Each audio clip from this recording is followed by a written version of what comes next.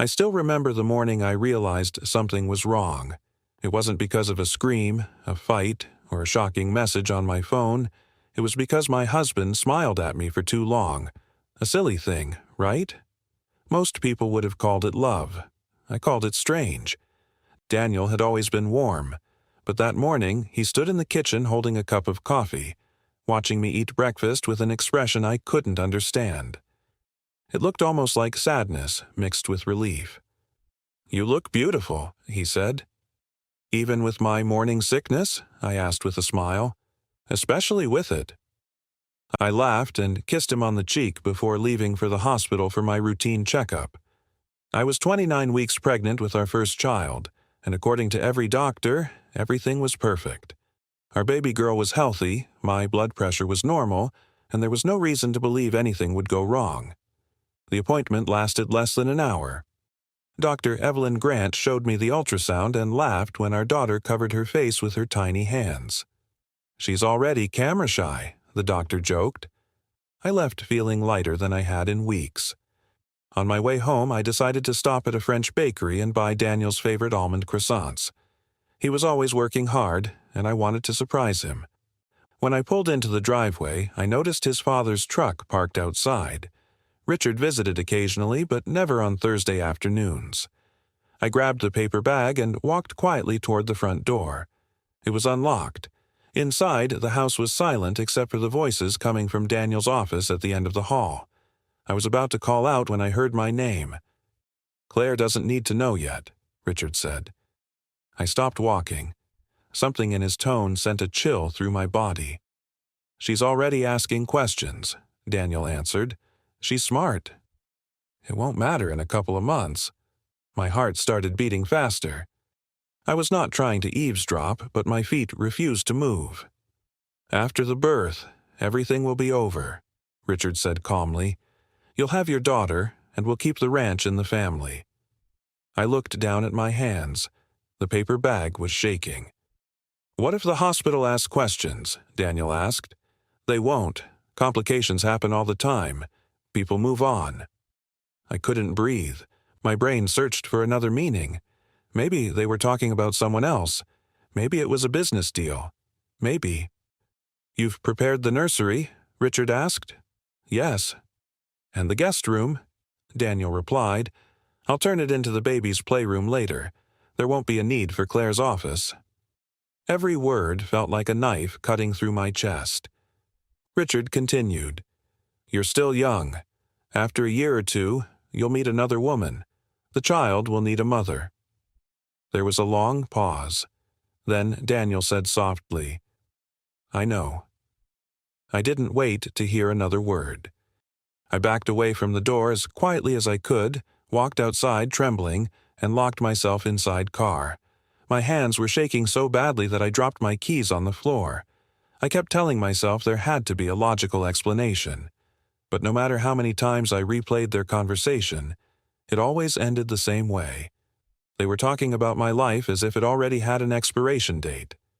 And the worst part, Daniel didn't sound surprised. He sounded prepared.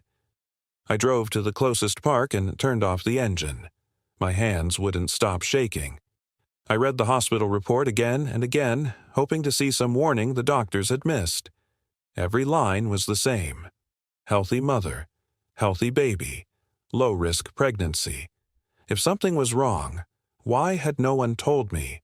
If nothing was wrong, why were my husband and his father acting like my death was already certain? I wanted to call Daniel and demand an answer, but another part of me whispered, "Don't let them know you heard anything." That voice felt smarter than my panic. I forced myself to breathe, counted to 60, and started the car again. By the time I arrived home, Richard's truck was gone. Daniel was standing in the kitchen unpacking the croissants I'd left on the counter before walking back outside. "Hey," he said with a warm smile. "Where have you been? I was starting to worry." I studied his face carefully. He sounded exactly like the man I'd married. Kind, gentle, relaxed. There wasn't a single hint of the conversation I'd just heard. "I went for a drive," I said. "Needed a fresh air." He pulled me into a hug, and for a fraction of a second I froze. His heartbeat was steady. His shirt still smelled like cedarwood aftershave. Then he placed a hand on my belly. "How are my two girls?" he asked. "Fine." He smiled. "Good. I couldn't bear anything happening to you." Those words made ice crawl up my spine. I forced myself to smile back. "Dinner?" he asked. "Maybe a little later." That night I pretended to fall asleep before him. When his breathing became deep, I carefully slipped out of bed and walked downstairs. His office was locked.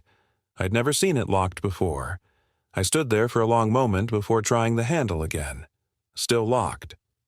When I returned upstairs, Daniel turned over in his sleep and murmured something I couldn't understand. Then he smiled. I barely slept. The next morning, I called my best friend, Sophie. "You need to come over," I said. "You look terrible," she said the moment I opened the door. I told her everything. Every word I'd heard. Every detail. Every pause in the conversation. When I finished, she didn't laugh. She didn't tell me I was overreacting. She grabbed my hands. "Claire," she said quietly, "don't tell Daniel you know anything." My heart dropped. "You believe me." "I believe you're scared, and I believe that conversation wasn't normal." She looked around my house before lowering her voice. "Start collecting your important documents. Passport, birth certificate, bank papers, everything." I had never imagined I'd be planning an escape from my own home, but the moment she said it, it made perfect sense. That afternoon, while Daniel was at work, I searched the filing cabinet in the office. The lock was gone. Someone had forgotten it. I opened the drawer and found insurance folders, tax papers, and property records. Then I found a new life insurance policy with my name on it. The amount was more money than I had ever seen written on a single document. My hands started shaking again.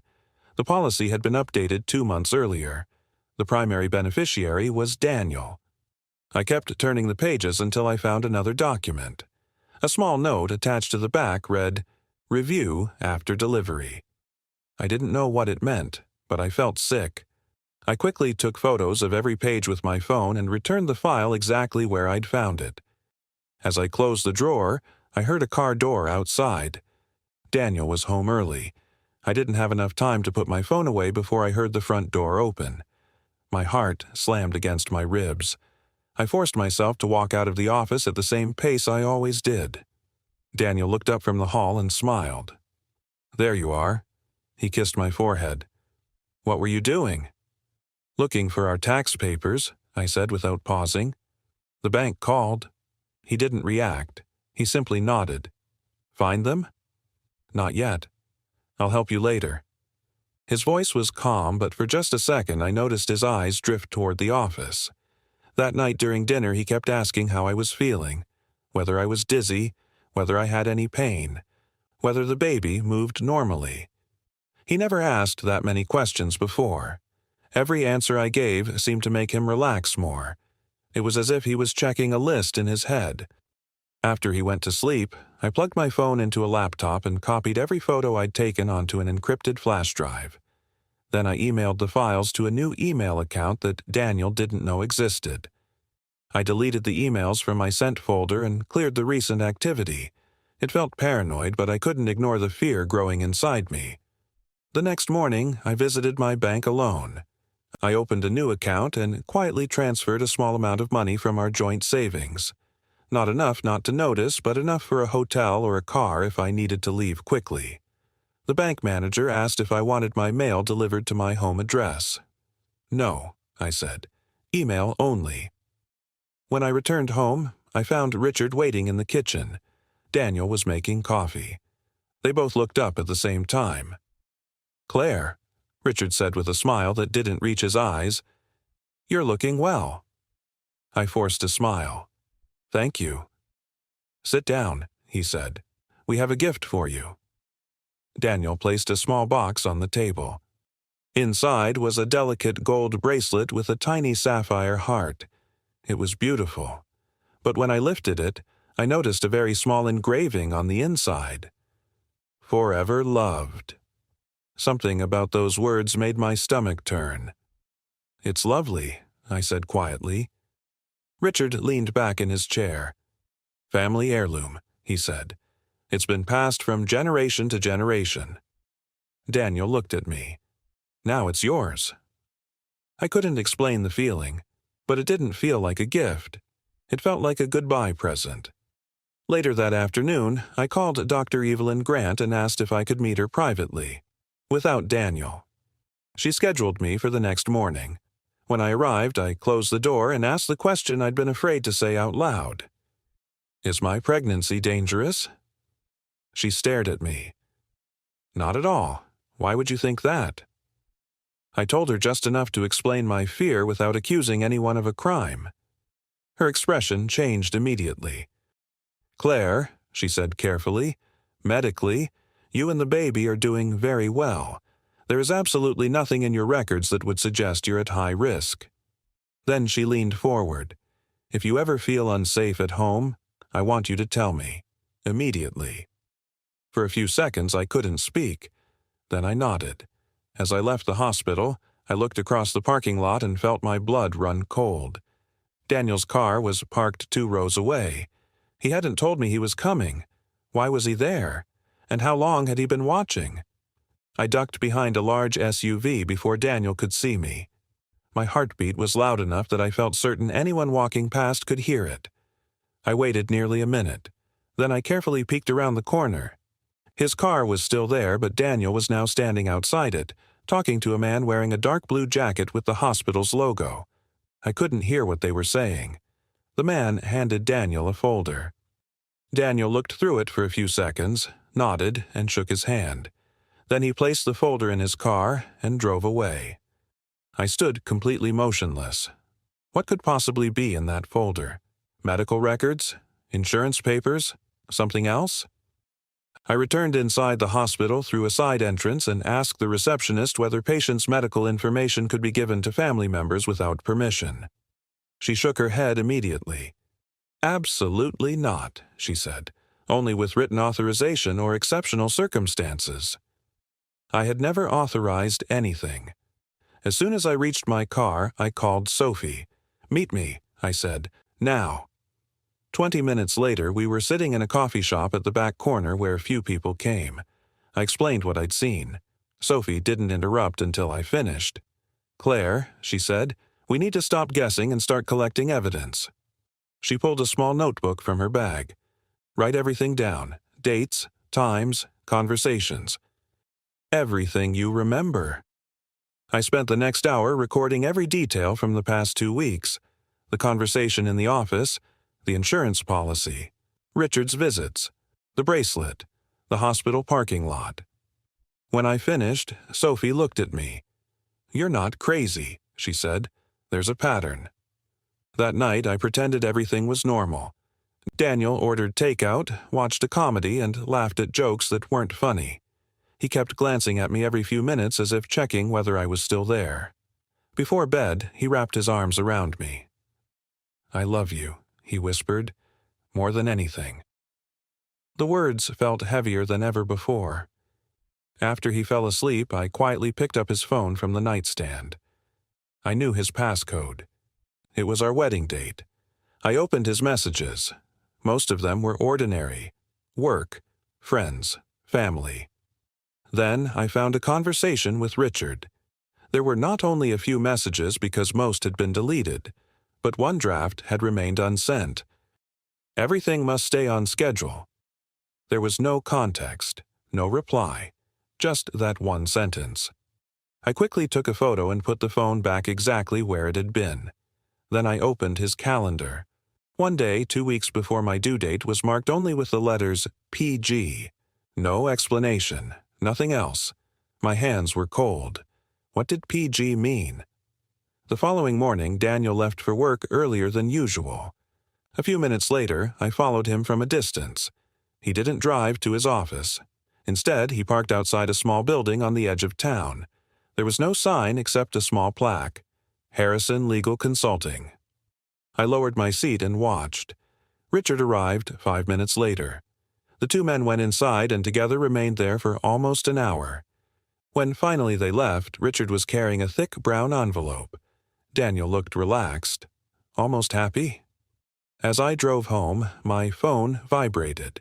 It was a number I didn't recognize. I answered carefully. "Mrs. Morgan?" a woman asked. "Yes." "My name is Olivia. I used to work for Harrison Legal Consulting. I believe you may be in great danger." I gripped the steering wheel so tightly my knuckles turned white. For a moment, I couldn't speak. "Who are you?" I finally asked. The woman paused. "I can't say much over the phone, but I found your number because I thought you deserved to know the truth." "What truth?"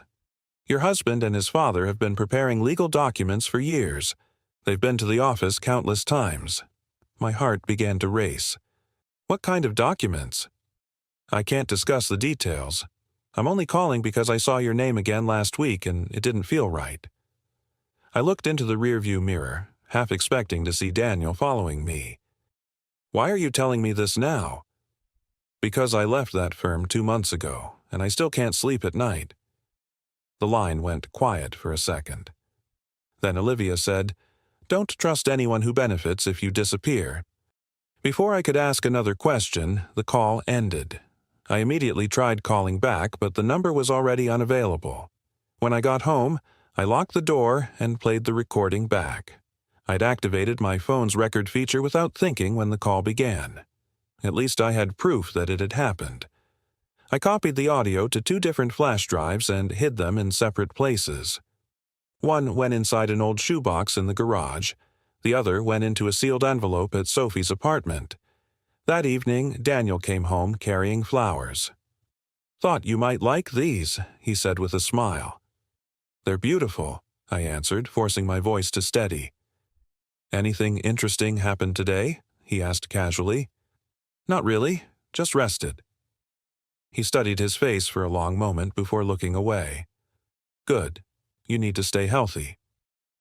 Later that night, I pretended to watch a television show while Daniel worked on his laptop in the office. The door was open just enough for me to see him typing rapidly. His phone buzzed. He stood up and walked into the kitchen without taking it. I waited 3 beats before quietly slipping into the office. The phone was still lit up. There was only one preview visible. "Richard, it's almost time." I quickly snapped a photo before hearing Daniel return.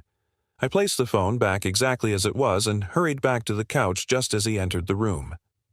"Everything okay?" he asked. "Just trying to find something good to watch," I said. He nodded and sat beside me, but I could feel his eyes lingering on me for a few seconds too long. The next morning, I received another unexpected call. This one was from my insurance company. "Mrs. Morgan, we're calling to confirm the recent request to update your policy." "What update?" I asked. "The addition of a second accidental death rider and the beneficiary confirmation." My blood froze. I made no changes. There was a silence on the line.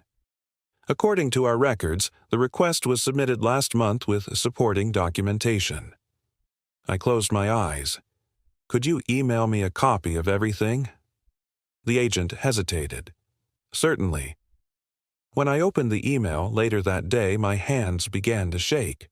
The request included a signature that looked almost exactly like mine. Almost. Someone had forged it. I felt my heartbeat pounding in my ears as I stared at the forged signature. At the first glance it looked perfect, but the more I studied it, the more mistakes I saw. I always looped the letter C in my first name. This signature didn't. I always placed a tiny dot under the letter M when I signed important documents after my father had once jokingly told me it was my lucky mark. That dot was missing. Someone had copied my signature without knowing the tiny details only I would notice. I immediately saved the email to a thumb drive and forwarded it to a secure email account. Then I called the insurance company again. "Has anyone else contacted you about my policy?" I asked. The agent paused while checking the records. "Yes, there have been several calls from your husband confirming coverage." My throat tightened. "When was the last call?" 4 days ago." I thanked her and ended the call before my voice could break. I couldn't sit still any longer. I drove to Sophie's apartment and showed her the documents. She looked at them for a long time without speaking. Finally, she laid the papers on the table. "Claire, this is no longer just a strange conversation. Someone forged your signature." I wiped away tears that wouldn't stop forming. "Why don't I just go to the police?" Sophie hesitated. "You can. But right now, all you have is a collection of red flags. They'll take your report, but they may not be able to do anything immediately." She reached across the table and squeezed my hand. "We need to be smart." That afternoon, Sophie introduced me to her cousin Lucas, a former financial investigator. After listening to everything, he asked only one question. "Does the family own significant assets?" I blinked. "Yes, they run a several generations agricultural business with land across the region." He nodded slowly. "Large estates create strange incentives." Then he pushed the notebook toward me. "Write every financial change in the past year. New insurance, new wills, property transfers, bank accounts, anything." For the next 3 hours, I reconstructed our entire financial history from memory. As I worked, a pattern slowly appeared. Nearly every major legal or financial decision had been made after I announced my pregnancy. New insurance coverage, property documents updated, Richard visiting more often, private conversations, doctor suggestions. None of it alone proved anything, but altogether it painted a picture that made everyone in the room uncomfortable. Before I left, Lucas handed me a small GPS tracker. "If you ever think someone is following you, put this in your car. It will record your routes and show if another vehicle keeps appearing." I thanked him and hid it inside my handbag. When I returned home just after sunset, Daniel was already there. He was standing on the porch holding 2 mugs of hot chocolate. "I was worried," he said. "You weren't answering your phone." I looked at the phone. My silent switch was still on. I'd missed 6 calls. "Sorry," I said. "I bumped into a friend." He smiled and handed me a mug. "I've been thinking. After the baby comes, we should spend more time with Dad. He wants to help us." I forced myself to take a sip, even though my hands were shaking. "That would be nice," I lied. Daniel wrapped an arm around my shoulders and looked out toward the quiet road. "Everything is going to change very soon," he said softly. I looked up at him. He was smiling. But for the second time in my life, I saw absolutely nothing warm in his eyes. I couldn't sleep that night. Every time I closed my eyes, I saw Daniel standing on the porch with that empty smile. His words kept replaying in my head. Everything is going to change very soon. Was it excited about becoming a father? Or was it the promise of something far worse? At 3 in the morning, I quietly got out of bed and looked out the bedroom window. Richard's truck was parked across the street with its lights off. My breath caught in my throat. It wasn't moving. It was just there. I watched for almost 10 minutes before the engine slowly started. The truck pulled away without turning on its headlights until it reached the end of the street. I grabbed my phone and wrote down the time. 3:17 a.m. The next morning, Daniel acted as though nothing had happened. He made me breakfast, kissed my forehead, and left for work after telling me to get some rest. The moment he drove away, I called Lucas. "Richard was outside our house last night," I said. "Are you sure it was him?" "Yes." Lucas was quiet for a moment.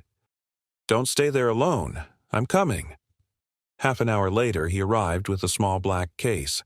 Inside were 2 tiny surveillance cameras. "They're motion activated," he said. "One goes at the front door. The other faces your driveway."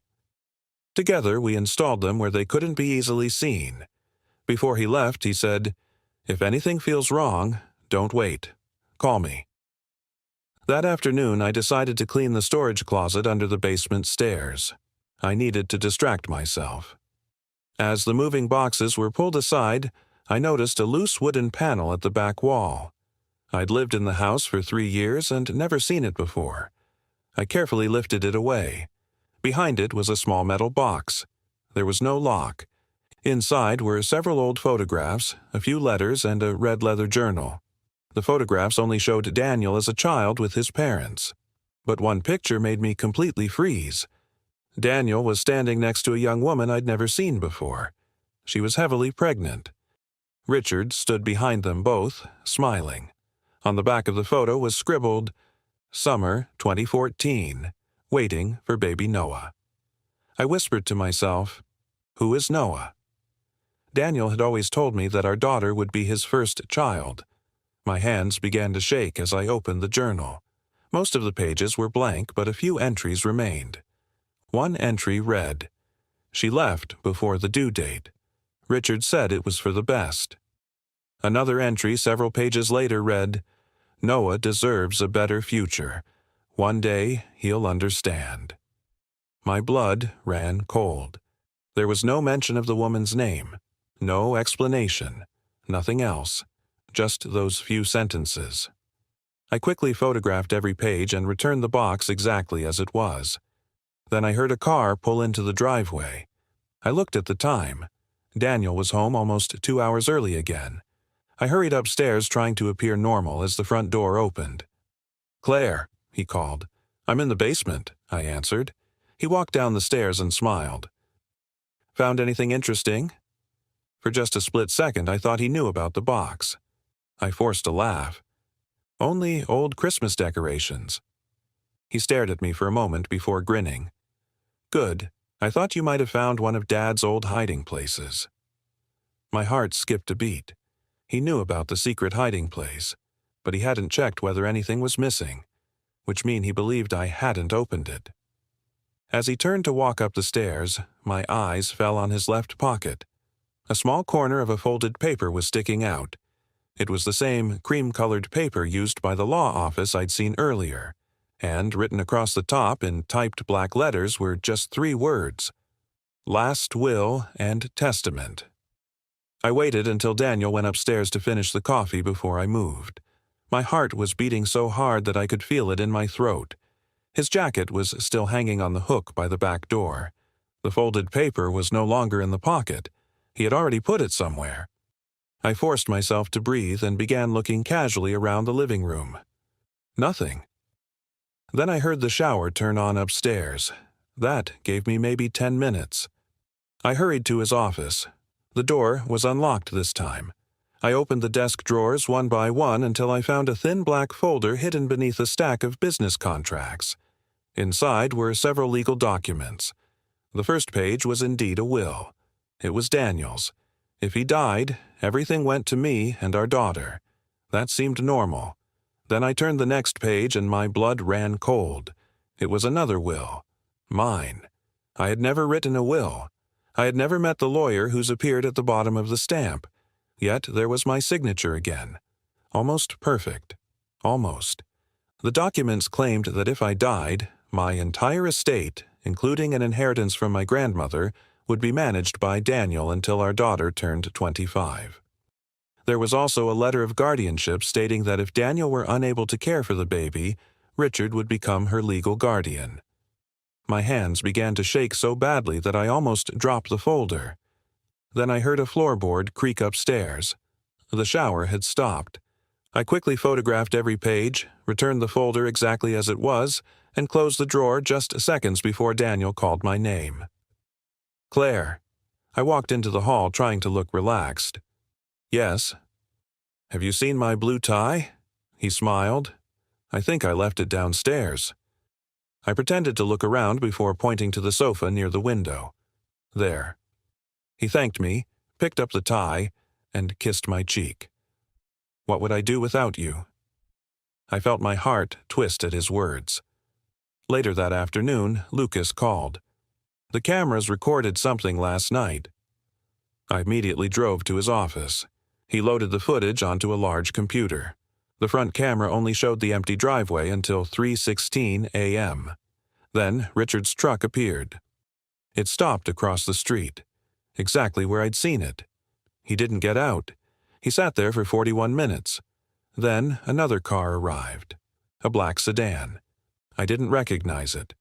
A man wearing a cap got out. walked to Richard's window, handed him an envelope, and returned to his car. Within a minute, both vehicles left. "Can we zoom in?" I asked. Lucas shook his head. "The plate is too far away." He paused the video. "Lincoln, look at the timestamp." The exchange had lasted less than 60 seconds. "What could have been in the envelope?" I whispered. Lucas shook his head. "I don't know, but people usually don't meet on the side of a road at 3 in the morning to exchange birthday cards." As I left his office, my phone buzzed. It was a message from Daniel.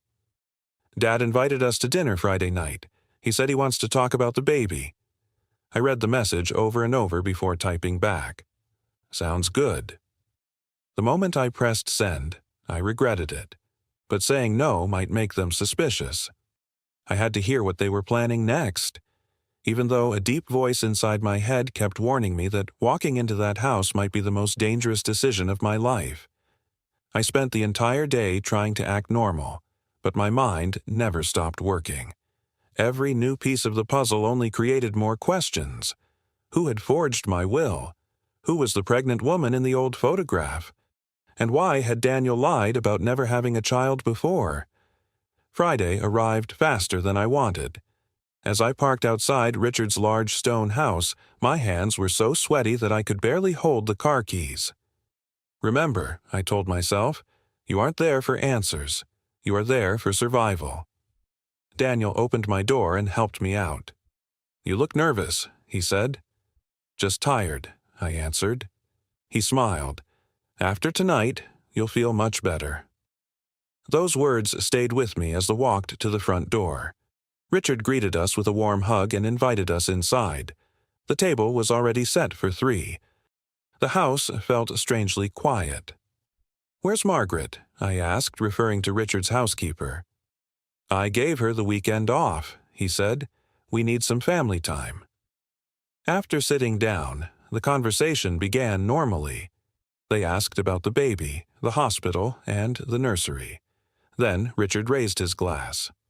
"To family," he said, "and to new beginnings." Daniel smiled and raised his glass too. I forced myself to do the same. Dinner continued for another half hour before Richard stood up. "Daniel, would you help me bring the dessert?" The 2 men walked into the kitchen. The moment they were gone, I looked around the dining room. My eyes landed on a small cabinet against the wall. One of the drawers was slightly open. I stood up quietly and walked over. Inside were several folders. One had my name on it. I pulled it out just enough to see the first page. At the read, the words, "Maternity Contingency Plan." Before I could read another line, I heard footsteps returning. I quickly slid the folder back and returned to my chair just as Daniel and Richard entered carrying plates of cake. "Everything okay?" Daniel asked. "Of course," I said. Richard watched me for a long moment without smiling. After dessert, Richard asked, "Claire, would you mind helping me find something in my study?" Alarm bells rang inside my head, but I couldn't refuse. I followed him down a long hallway into a room lined with bookshelves. He shut the door behind us. "You're a very intelligent woman," he said calmly. "Thank you," I replied. "Intelligent people often become curious." I didn't answer. He took a step toward me. Curiosity can be very dangerous. For a few seconds, neither of us spoke. Then he smiled again, as if nothing had happened. "You'll understand everything soon." He opened the door and gestured back to the hall. "Let's not keep Daniel waiting." As we drove home, I couldn't stop thinking about his words. What had I meant by maternity contingency plan? Why had he looked at me like that? When we arrived home, Daniel went straight to bed, saying he was tired. I waited until he was asleep before opening my phone. There was a new notification from the front door camera. At 2:11 that morning, someone had stood on our porch for less than 30 seconds before leaving. The person wore a black hoodie, and their face couldn't be seen. But when they lifted their arm toward the doorbell, their cuffs slid back just enough to reveal a distinctive tattoo, a simple black compass on their left wrist. I had seen that tattoo before.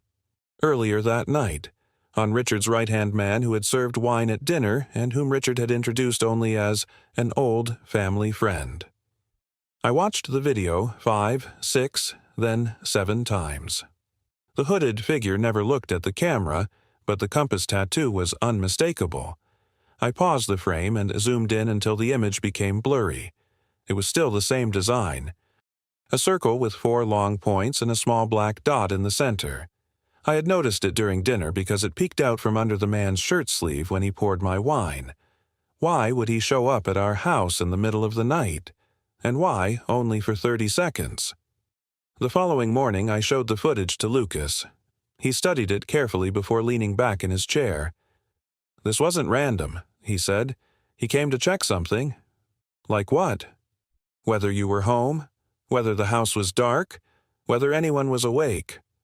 I chilled at the thought. Lucas printed a still image from the video and placed it in an envelope. "I'm going to ask a few people if anyone recognizes this tattoo." As I was about to leave, my phone buzzed. It was Daniel. "Dad wants to visit this afternoon. He said he has a surprise for the baby." I forced my voice to stay steady. "That's fine." When I arrived home, Richard was already there. They were standing in the garage beside a new stroller still in the box. "Imported from Germany," Richard said proudly. "Only the best for my granddaughter." Daniel laughed. "Dad would buy the entire store if he could."